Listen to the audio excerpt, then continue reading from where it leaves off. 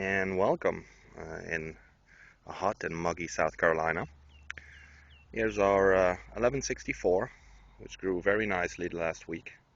It's about 8.5 feet long now, and we're about to show you our second part on how to berry vine. We just uncovered it. We had a tropical depression, dumped some rain on us. Here's the rest of our makeshift hoop that we put over the whole plant and uncovered today, and plant's looking very good. We're going to bury more vine, and well, here's some of the things we use. We use skewers. We use a little shovel, obviously, for the dirt. We use a scissor to snip off any tendrils that are in the way. Mycorrhiza, courtesy of Holland's Land of Giants, and some sulfur. If we snip something off, we sulfur it up right away to hopefully prevent disease. All right, I'm going to give the camera to Tina and show you guys how we bury our vine.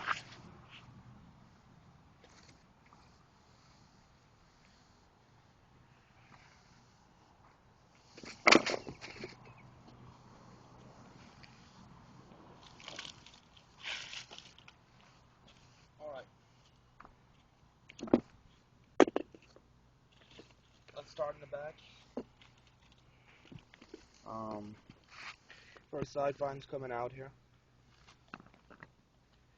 Looking good. We have, as you can see here, a little bit of burn despite the shade net. It happens, but it's nothing to panic about. As we go here in the bottom, you can see that the vine is up a little bit, but there's a lot of slack. Right here, you can see a taproot coming out. Those are the taproots we're going to inoculate with mycorrhiza. Now, because of the rain, soil might be a little bit hardened, so I'm going to stir it up a little bit to make sure that the root has easy access and doesn't hit hard soil. It will penetrate even with the hard soil, but we just like to make it a little bit easier. Here you can see a good example of a tendril being in the way. As you push down, the tendril keeps the vine up. That's not good. So what we do is we snip it off right there. Another thing for the new growers out there you have to remember is this here.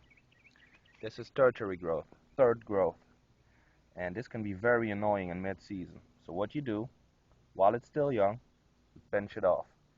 This is a vine coming out of your secondary vine, and you don't want those. They cost energy, and although sometimes we grow some of them out in mid-season to make up for leaves lost, right now we don't want them. So what you gotta do is basically make it a habit anytime when you see third growth coming out of your secondary growth, pinch it off.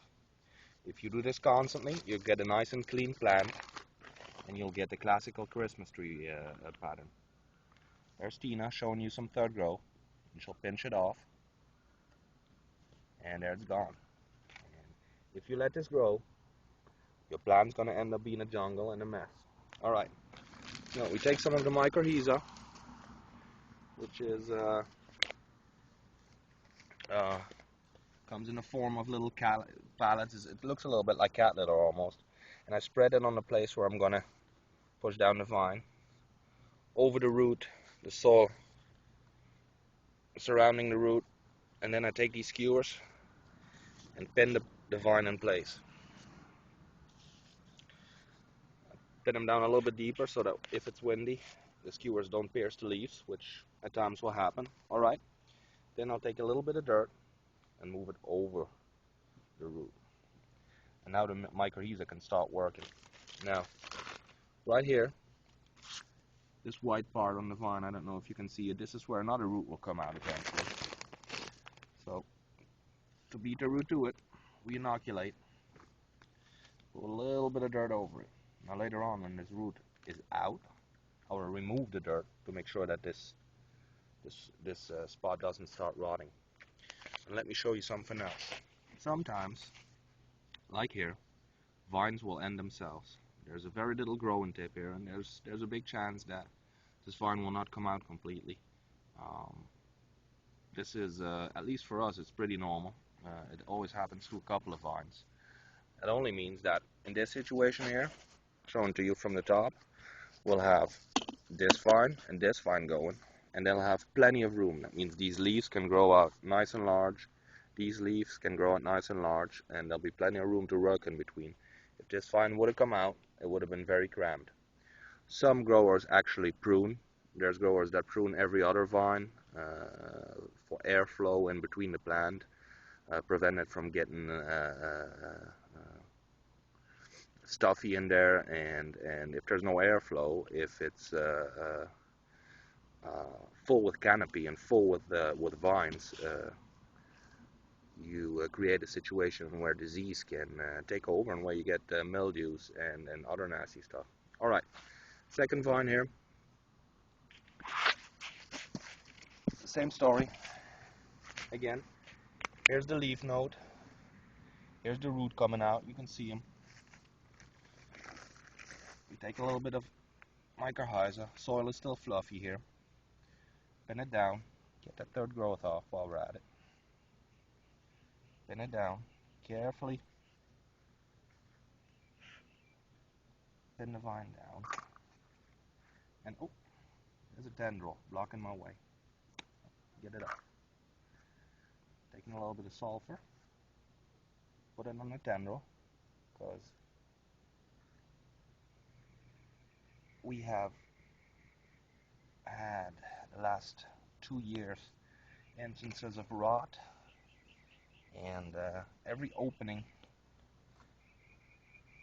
seems to get a brown tint to it if we're not careful. So self-made openings like this that we can control, we try to control.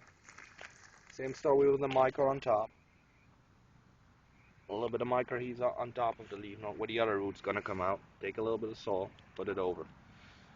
The soil will actually stimulate the next leaf node or the next root to come out, the top root. If the plant's grown really hard, they'll come out by themselves, but the extra dirt on top will actually make the root come out. Alright, I won't bury this part yet because we want a little bit of slack here. If I would cover this with dirt, again I would put too much pressure on the vine. Alright, the first two. Now let's move to the front, to the main vine. As you can tell, if Tina takes a little bit of distance after showing you the female in the 8.5 feet, which is too close. So this one will not be grown. The next one in the tip, which will hopefully end up somewhere at 10 feet, might be pollinated. We don't know yet. Now, Tina, take a little bit of distance and show them from. You can tell how the vine almost creeps along like a snake. Tip is up. It's not crazy up. It's a little bit up. There's a lot of slack. So this makes for easy burying. This tells me that the plant is good on nitrogen. It's not too much, and by the color of the leaves I can tell it's not too little. Alright. Sometimes we'll have, like here, drip tape. A little bit in the way. If it does, what I'll do is I'll actually bury the drip tape a little bit deeper to make sure that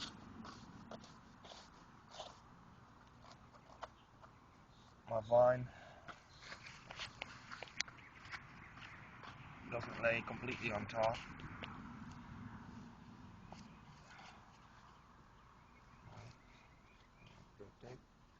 Alright, I'm going to start here again. Here's a secondary vine coming out. This one we leave on.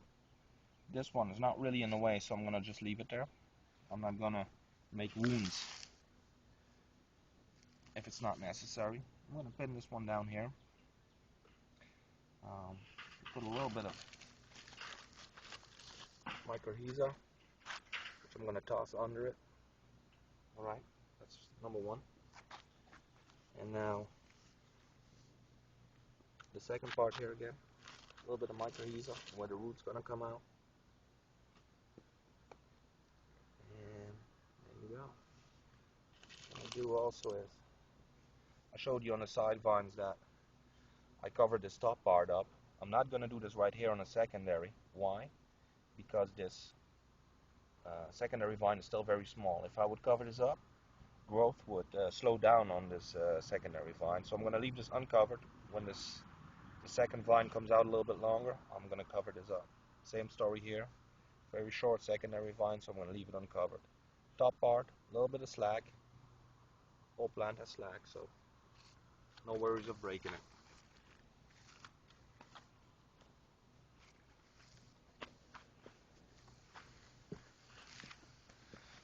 Alright, other side, same story again. Now, here again you can see a root coming out. Over here, I don't know if you can see it, you can see roots actually going into the soil. There's one coming out in midair. We're going to cover that up and inoculate it. I'm going to start off with this one.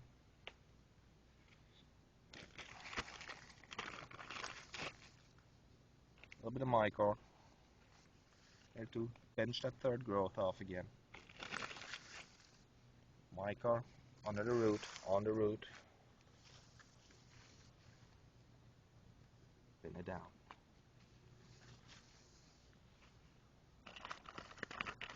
A little bit of Mycor on top, a little bit of dirt over it. You basically only have to put dirt on the leaf nodes where the roots come out. There's no point really in covering vines with dirt unless you really want them to rot or want them to get bad. This one here is at the edge. I've still got like half a foot left here. I'm going to leave that uncovered. When this one grows out, I'll cover this one. Third growth goes off, next vine. Here's the one that was grown in mid-air, the root. So cover it up with a little bit of Mycor. A little bit of Mycor on the root itself. Cover it up with dirt. If you leave them uncovered too long, they will actually dry out and the growing tip will stop. And well, your root has stopped successfully then. You don't want that. You want these pen roots. They will get all the nutrients you put in the patch through hard prep work and suck them out and make sure they'll end up in your pumpkin plant and in your pumpkin. Growth. Go. Cover it up. Uncover the green part of the vine. Cover up the root. There you go. Here. There's another vine on the other side that kind of ended itself. Nothing we can do about it. You can see the difference. What happens is when they end themselves, you'll see these flower clusters show up. There's still a little bit of a growing tip on here, and if we're lucky it might snap out of it, but I give it a 70% chance that this one will not grow out, which is no problem. It gives us more room for this one, which, as you can tell, is different. It has the growing tip on it. Now we're going to put a little bit of dirt under it, support it, like I showed you the other time. Support it a little bit, and there's a lot of slack, because it's warm here in South Carolina. Our vines are very pliable, although we always have to be careful. If you get arrogant about it, and you get a little bit cocky, that's when you snap a vine. Alright, get the third growth off here while it's small. And that's it. Now the plants are obviously small, and it's done in a couple of minutes right now. In mid-season though, and if you got several plants, then this can take a long time. You'll find yourself burying vine for an hour or more. And I can hardly imagine the growers that do 10 plants or more, how much time they spend on this. What's left for us here now that we buried the vine is, because it rained, obviously I'm going to spray them with a light fungicide and insecticide foliar. And we still got one other pumpkin, our 1605, that we need to address. Then, let me show you something else real fast. Move here to our melon plant. It's fun to show you guys too. As you can see here, by the way, signs of moles. There's a whole mole passageway. Still fighting these little buggers. Here's our Mitchell. Looking pretty good right now. Nice color. There's more and more side vines coming out. They're coming out everywhere right now. I'd say it's about 5 feet long, this one. And right here, although it's way too early, we got a little female. It already opened up. I'm gonna pinch it off later on because the plant's obviously a long ways from supporting big growth. Then on this side here, our other plant, and now that the weather has turned warm and humid, they grow like crazy. Here's our 165B, different in character than the Mitchell. A lot of vines here, fingers coming out to start. Here you can see a makeshift cover that we used when tropical depression Beryl was dumping rain. As we fight rot in our patch all the time, we just did this makeshift cover to keep the stump area of this melon plant nice and dry. Nice color on this plant, looking very healthy. And then last but not least, here under a net, because it's not under the big shade net, here's our 1605. Completely different plant character-wise than our 1164. Gets a little bit less sun too because it's here in a shady spot where the trees, these trees here, give it some shade starting at 3-4 o'clock in the afternoon. But very good color. Side vines, as you can tell, have to be addressed too in the main line. And as you can tell here too, there's a lot of weeds we need to address. It's been rainy, and I can tell there's been mole activity in here. Some decent mole activity in here, which I'm not too happy with.